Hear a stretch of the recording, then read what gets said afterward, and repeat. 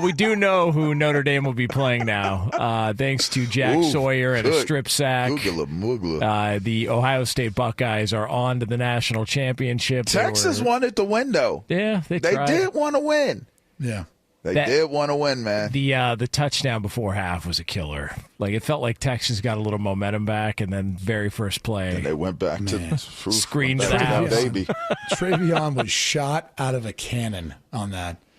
I do want to address one sequence that I feel like Steve Sarkeesian's taking a lot of heat.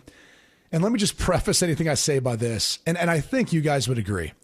Like, does anyone watch more film on the Ohio State defense in preparation for that game than Steve Sarkeesian and his staff? Is that fair to say, guys? Yes. Okay. Can we stop second guessing, like, the play calling and realize that, like, there's in no instance ever, and LaVar, you've coached, I don't think you've ever called a play and went, I'm calling this to fail. That's not going to work. Yeah. Yeah. Like you call it because you think it's going to work based on all the research you've done, all the game planning, your data, your analytics, what you think you're going to get. And oftentimes, more often than not, especially for good play callers offensively and defensively, you get what you think you're going to get, but there's a lack of execution. Someone loses a one-on-one matchup. So if you go down to, we're talking about this, the Jack Sawyer strip sack, which a lot of people point to and say, well, they're first and goal and look at the play calling, like Steve Sarkisian. Oh my gosh. And in particular, the toss play, we used to call it taxi.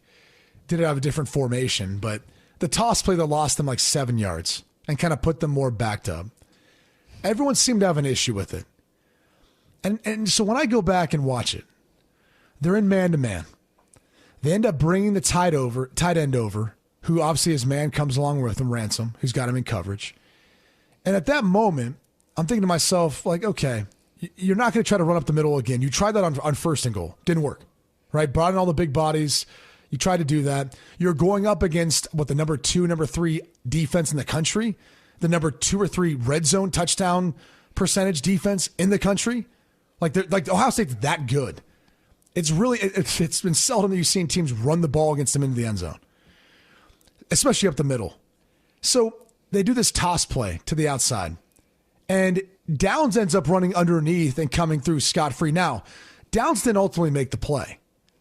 Downs took a stiff arm, was down, and that was pretty much it. If that play was blocked properly, it's most likely a touchdown for Texas.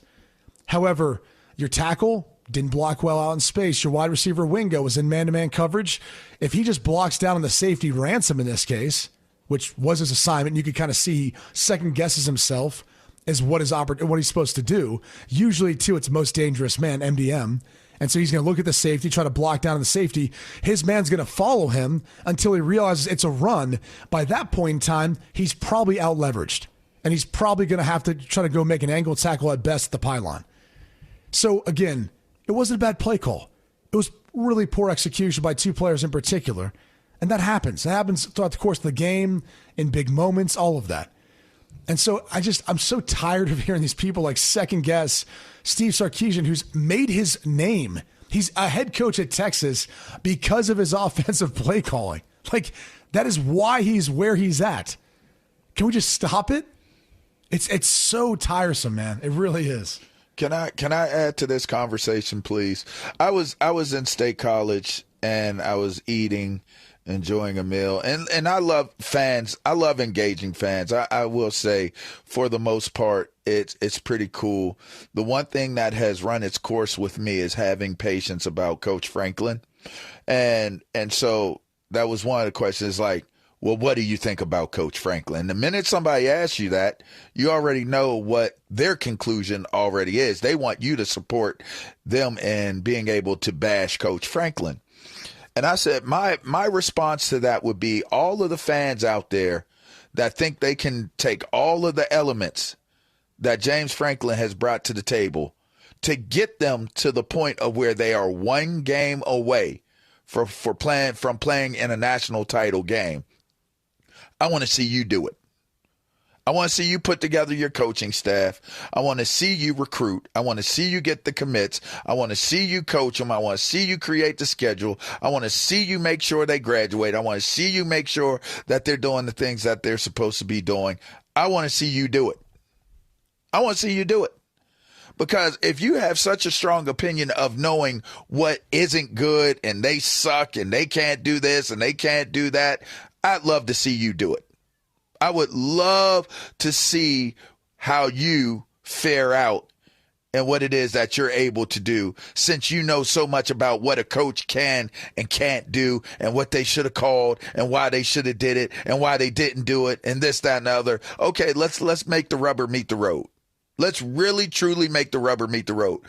Could you really lead a team, give you the most major team, give you Penn State, give you Notre Dame, give you Texas? Do you think that you could do a better job than what that coach is doing? I don't even need to get to the place of where Steve Sarkisian was in position to beat Ohio State. He was in position to beat Ohio State. It didn't play out. Okay, it didn't happen. Boom, they lost. But they are a few plays away from playing in a national title game. I just don't understand the delusion that some of these people live in. What is it that is going to make you happy? Because you know what's interesting? Whatever coach loses this game, maybe not Freeman, because Freeman has become somewhat of a national phenomenon sweetheart. I think it's the whole hairline thing. Give James Franklin credit for it. He's like this national sweetheart. But outside of Freeman, if Ryan Day were to lose Blackbeard, if he were to lose this game, do you understand how bad his ass is going to get lit up by the fan base, by the media, by everybody? Do you understand how ugly that's going to get? He couldn't beat Michigan. He couldn't win in the national title game. It's like, it's never enough for you schmucks. It's never enough. When is enough enough? You'll win a national title. You lose game one of next year. You know what they'll say? You got to fire them.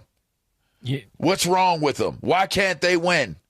Like, you know, it's funny. I just don't understand it. Before we were going, so we were getting ready to leave to head to the stadium for the Orange Bowl, and Lee and I were downstairs at the hotel, and there was a Penn State fan who was there with his wife, and they're just kind of, got to talking. And that guy, we got, 30 seconds into the conversation, I think James Franklin's a terrible coach.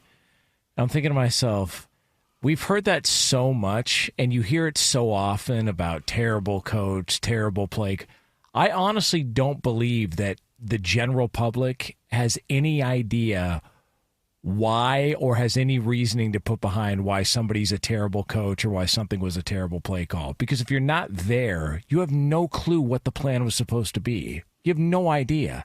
Like just from the outside, you have no idea what was happening, what was called, what was going on. But it's kind of a general term that's thrown out, terrible coach. Okay, and we were making the point on Friday, if James Franklin was fired, he would get hired in 15 minutes. Like, if Ryan Day was let go by Ohio State, you mean to tell me with what he's done, he wouldn't have a job almost immediately?